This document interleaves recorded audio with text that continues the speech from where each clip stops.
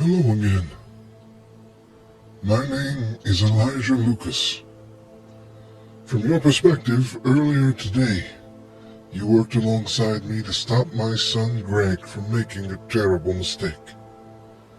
For me, well, that happened over a year ago. Again, at least it feels like a year. Suffice it to say, it has been a while. The explosion you saw was my lab in the Infinite Woods. The coding we were both doing, clashing with the coding Greg was doing from inside, caused a massive power buildup that could no longer be contained. I saw the signs early and Was able to get out of harm's way before it happened. I had to put my trust in you all to finish the job. And you did spectacular. And I'm sorry for all of it. You see, this was indeed all my fault. I met my wife Janice when we were in our 40s. Neither of us had ever found love before. We even lamented not getting together sooner as we learned we lived on the same street as teenagers. After we were wed, we were fortunate enough to get pregnant, even at such a late age. At a time when some of our friends were just a few years away from being grandparents, we were gearing up to raise our first and only child. He grew up to be an amazing man, top of his class, a heart of God, and a passion for the nerd community. That's what led him to Game Church and the 6 founders of Love Thy Nerd that you all are familiar with. He loved the work he was doing with all of you. A few years ago, my wife was diagnosed with cancer, and it was aggressive. She was gone a few months later, and I did not handle it well. I was reclusive, bitter. My son invited me to join the Love Thy Nerd community on Facebook, and eventually the Discord server as well. He told me there were older folks in the community too, and lots of people shared my love of Star Wars. And I found all of that and more there. Greg had told the rest of the founders to keep me in their prayers as I dealt with my grief. Bubba made it a point to reach out directly. He offered an ear to vent, and I did. I vented my anger at God, and anger at myself, how nothing felt right anymore. And then when I had let it all out, I felt better. And we talked about Star Wars and sci-fi and Back to the Future and the idea of time travel and how it's been represented in different movies. It was just a nice, fun conversation. And for a while I forgot about my pain. Unfortunately, pain like this doesn't like to stay buried. Bubba found a nearly 2-decade-old article talking about this strange time travel theory of a college professor from New York. He sent it to me, and just as a continuation of our conversation from before, I don't believe he took it seriously. But I did. It seemed like such an easy method with little risk. I became obsessed. I worked for months. I shocked myself good several times as well, until one day I finally got it. I was in the past, back to when I was just a teenager. My goal was to manufacture one simple change. Find a way to get the younger versions of myself and Janice to meet earlier in life. I could add over 20 more years to our life together if only we had found each other sooner.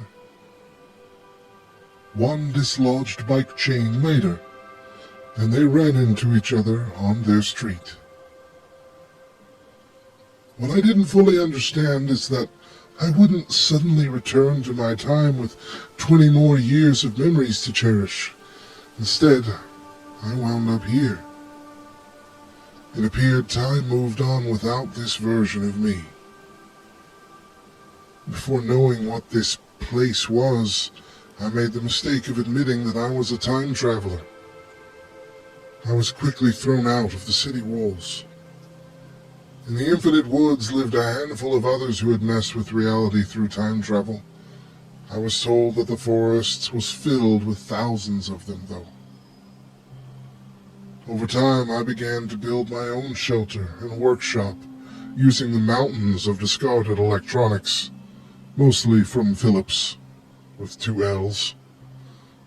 That Mandela effect is an interesting one. I was shown a clip here of a baseball player for the Rays who was being interviewed by a blonde white woman when a ball is hit straight at them, and the player catches it with his bare hands, saving the reporter like a superhero. I was told this version of the interview only exists here, that the version people in the real world know has a different reporter, a black woman. The man who showed me the clip said he had time traveled back in time to correct his mistake. He wanted to ask the woman we saw to marry him, instead of missing his chance like he did the first time around. They were on their honeymoon when that interview happened. At least, the other version of him, leading another reporter to do the interview. And suddenly another memory is lost, to the forgotten. Unfortunately, as I would come to learn, time is very relative here.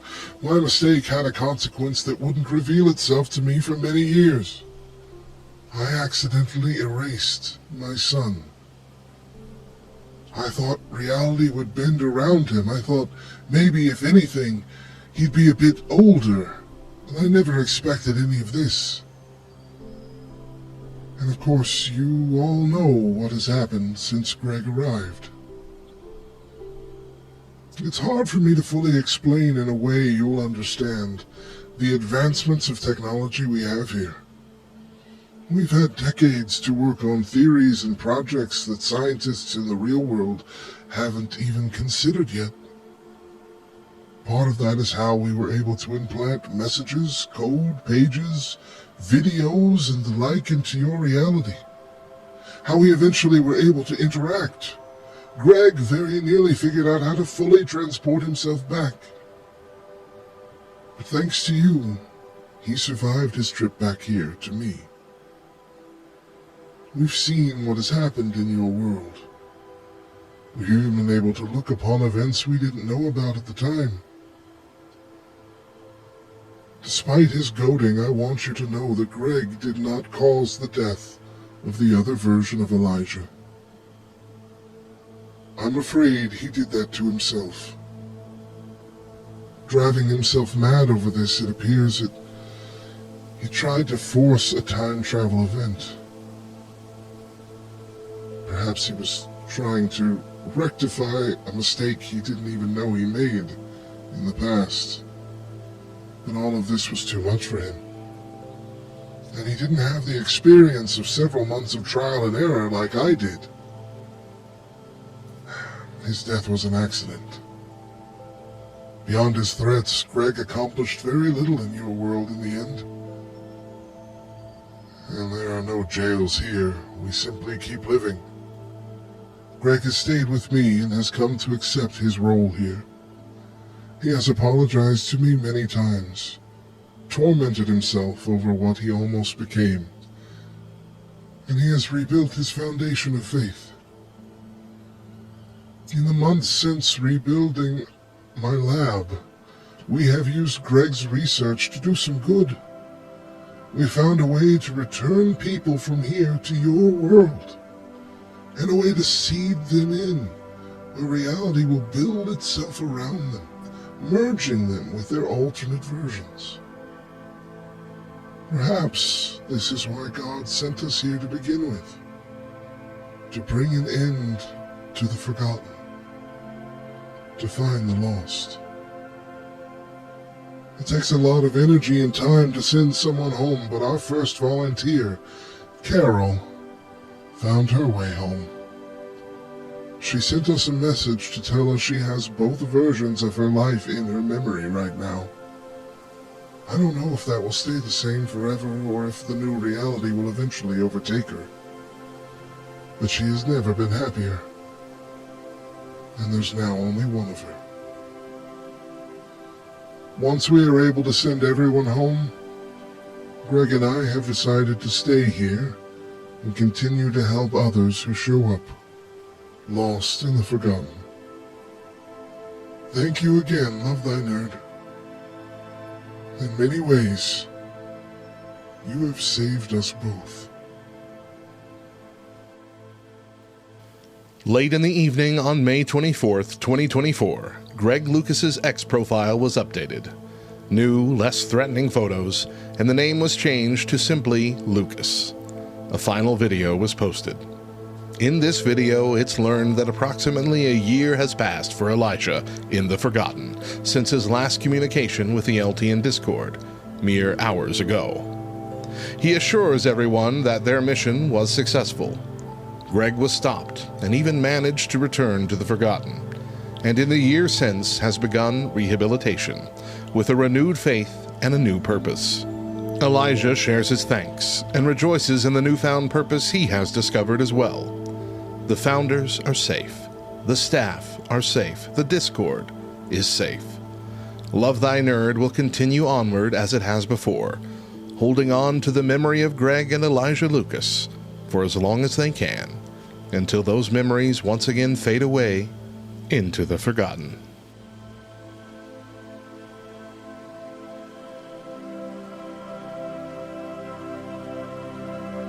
The lesson in this story is a simple one. Tragedy is inevitable, and honestly, there is only so much anyone else can do to help you handle your grief. Be it losing a loved one, like in this story, or even losing a relationship or a job, anything that takes your life and breaks a part of it. Sometimes well-meaning brothers and sisters in Christ tell you all things happen for a reason, and God is using this for good, and those sentiments often just make us angrier because those are incomplete thoughts and thus incompatible with what we know about God. It's not God's will that any should perish, and it's not God's desire for us to hurt. But God can take what seems useless in our lives and give new purpose to it. When we're able to hand our grief to God and trust Him with the next steps, God can open doors for us to use that grief for our good and for His glory. And usually that's by helping other people who are just starting down that path themselves. But sometimes it's channeled into a new ministry or a new path in life that you might not have taken before. God doesn't waste a hurt. When one of His clay pots shatters, He picks up the pieces and He builds a new work of art out of them. Trust Him with your hurt, and let your church family and your close friends help. Love Thy Nerd is full of people who have experienced a whole host of tough situations. We are here for you. Thank you for joining us for Love Thy Nerd's first ARG experience. There were always 7.